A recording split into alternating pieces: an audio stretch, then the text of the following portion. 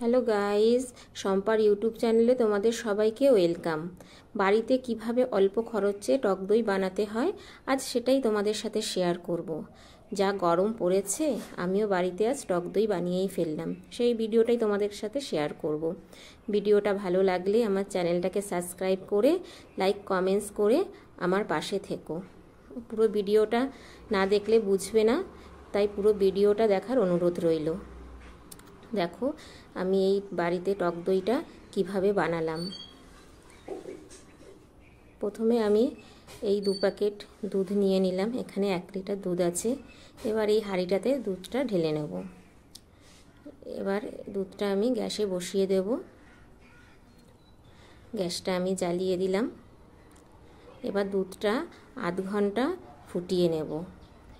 1 litre দুধকে মোটামুটি ফুটিয়ে তোমরা 750 থেকে 800 করতে হবে, না হয় দইটা ভালোভাবে জমবে না। দেখো দুধটা ফুটে গেছে, দেখে নেব।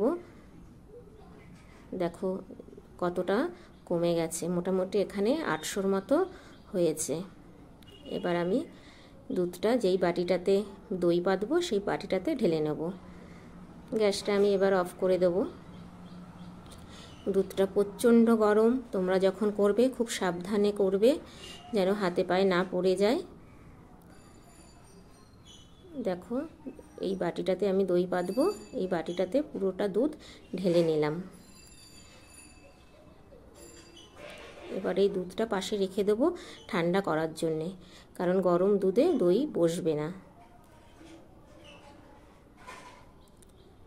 ঠান্ডা করার জন্যে আমি এই ঝুড়িটা চাপা দিয়ে আধ ঘন্টার মতো রেখে দেবো। এবার ঝুড়িটা তুলে নিয়ে দেখব আমার এই দুধের বাটিটাতে দুধটা ঠান্ডা হয়ে গেছে। এবার আমি একটা ছোট্ট বাটিতে 2 চামচের মতো টক দই রেখে দিয়েছি। দেখো দুধটাতে সর পড়ে গেছে। এবার এই সরটা দুধের মধ্যে ভালোভাবে মিশিয়ে নেব।